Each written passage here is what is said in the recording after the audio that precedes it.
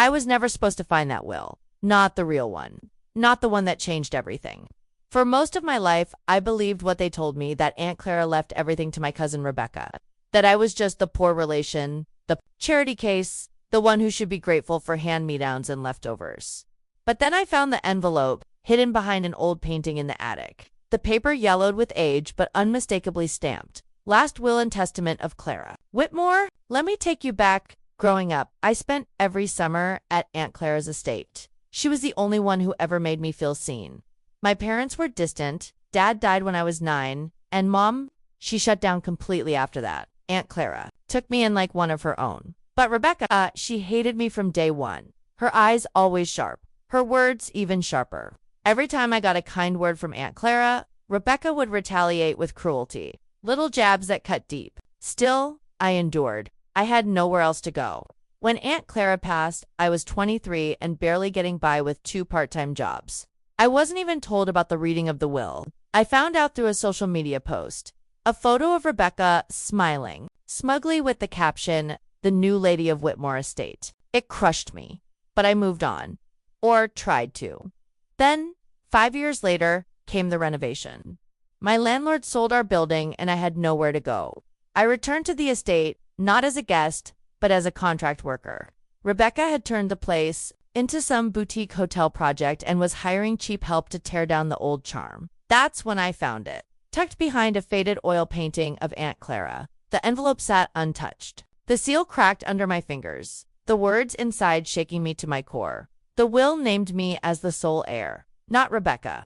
There was a note too, handwritten, unmistakably Aunt Clara's voice. I know you won't find this easily, but if you do, know that I loved you like a daughter. You earned this. My hands trembled. My throat went dry. I didn't know what to think. Could it be real? Why was it hidden? Who replaced it with the other one? I made copies. I researched everything I could. Signatures matched. Dates made sense. I even found the notary's stamp, a name I recognized from the town's records. It was real. Now I had a choice.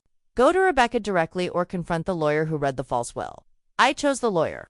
I walked into his office with the confidence of someone who had nothing left to lose. Martin Hayes, silver-haired, polished, with a smugness that immediately rubbed me the wrong way. He looked up from his desk, frowning when he recognized me.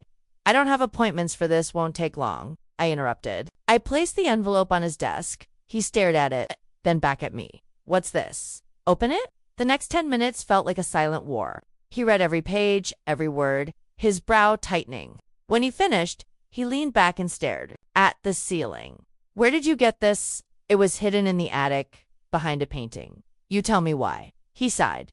This complicates things. No, this exposes things, I snapped. You read a fake will. You helped Rebecca steal everything. He looked at me, his gaze unreadable. Do you have any idea what you're getting into? I leaned forward. Do you? He hesitated, then picked up his phone. Rebecca, he said calmly, we have a problem. Rebecca showed up at the lawyer's office less than 20 minutes after his call. She stormed in, sunglasses still on, lips pursed into a thin line. Her heels clicked like gunshots on the marble floor as she walked in and tossed her designer purse on the chair. What is it now? She snapped, before seeing me. Her face froze, then twisted. You? She hissed. Nice to see you too, cousin. She turned to Martin. What is she doing here? He handed her the documents. You might want to read that. She grabbed the pages with a dramatic sigh and scanned them. For a moment, the room was silent except for the rustle of paper. Her eyebrows lifted, then her face flushed deep red. This is a forgery, she spat. It's not, I said. Check the signatures. The notary is real. I did my homework. Did you? Rebecca laughed, but it sounded hollow. Even if it was real, which it isn't, it's too late. The estate is mine. It's already in my name. Martin interjected, voice grave. Actually, if this will predates the one I read, and if it's verified, it would invalidate everything. Are you serious? Rebecca turned on him. You told me everything was solid. I told you everything based on the documents you provided. That's when I saw it, a flicker of panic behind her confident mask, for the first time. She wasn't in control. I stood filing a petition with the court. This goes public. And if I'm right, and I know I am, you'll have to explain how the wrong will was presented in the first place. You think you're going to win. Her voice trembled slightly. No, I said calmly. I know I already have. I left the office, but my heart was racing. That confrontation felt like a victory, but I knew better. Rebecca wouldn't go down without a fight, and I wasn't wrong. 2 days later, I got a letter from her lawyer, a cease and desist. They accused me of fraud, defamation, and threatened legal action if I didn't destroy the will and stay silent. I laughed out loud. Then I called a lawyer of my own. Her name was Marlene Chavez, and from the first moment we spoke, I knew she was exactly who I needed. Sharp, unshakable, and no nonsense. I sent her all the documents, including photos of where I found the will, Aunt Clara's note, and even the renovation reports. After 2 days, she called me. It's real, she said, and we're going to prove it. The next few weeks were a whirlwind of affidavits, notary confirmations, handwriting analysis, and gathering witnesses, including the retired housekeeper who remembered Aunt Clara talking about wanting to change her will because she no longer trusted Rebecca. Meanwhile, Rebecca launched her campaign. Social media posts portraying me as a desperate fraud. Anonymous articles planted online questioning my motives. Even mutual friends stopped responding to my texts. But I didn't care, because for once, the truth was on my side. The court date was set, and the night before, I couldn't sleep. I kept thinking about Aunt Clara. Her laugh, her scent always lavender, and books. The way she tucked a strand of hair behind my ear when I cried, I missed her more than I ever allowed myself to admit. I hope you see this, I whispered, staring at the ceiling. Because tomorrow, I was fighting not just for me, but for her name, her wishes, her legacy. The courtroom was small but packed. Rebecca walked in with her entourage, flawless makeup, tailored suit, and that same smug expression. But there was tension in her eyes now. She looked at me like a poker player, trying to guess if I was bluffing. I wasn't. My lawyer presented the original will, the note, the forensic analysis, the testimony of the notary and housekeeper, and photos of the painting. Everything. Rebecca's lawyer argued it was planted, too old, irrelevant. But their evidence was weak and their tone desperate. Then came Martin Hayes, the original lawyer under oath. Did you ever see this will before? The judge asked. He paused. No, I did not. Would you have recognized it as valid? If you had, yes. And do you acknowledge now that the will you read at the time might not have been the most recent? He looked at Rebecca. Yes. The judge called for a recess. When we returned, the decision came swift. This court acknowledges the validity of the document presented and finds sufficient cause to proceed with revocation of the previous inheritance claims. Rebecca gasped. Her lawyer looked like he'd swallowed a lemon. And me. I cried quietly. But with every tear, I felt years of pain being washed away. The news spread fast. Within hours of the court ruling, local blogs picked up the story. Secret will overturns estate inheritance. Read one headline. Another, Whitmore heiress ousted by hidden document.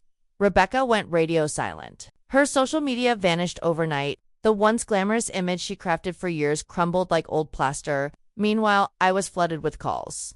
Old friends, curious reporters, even extended family I hadn't heard from in a decade suddenly wanted to reconnect. But I wasn't interested in fame. I wanted peace, something I'd been denied for so long. A week after the ruling, I stepped through the doors of Whitmore Estate. My footsteps echoed on the marble floors. Dust still lingered from the renovations. Rebecca had started but never finished. I walked into Aunt Clara's old study, now mine, and sat in her chair. The silence felt sacred. That night, I pulled out the old note again. I know you won't find this easily, but if you do, know that I loved you like a daughter. You earned this, I cried. But this time the tears were soft, filled with gratitude, not grief. Of course, it wasn't over. Rebecca filed an appeal. Her new legal team claimed the original will had been tampered with. They hired private investigators to dig into my background. My trash was searched. I was followed. Once, someone tried to break into my car, but my lawyer, Marlene, was prepared. She filed a restraining order and made sure every move we made was documented. Still, the emotional toll was brutal. I started having anxiety attacks. Flashbacks to childhood moments of being shamed, dismissed, ignored.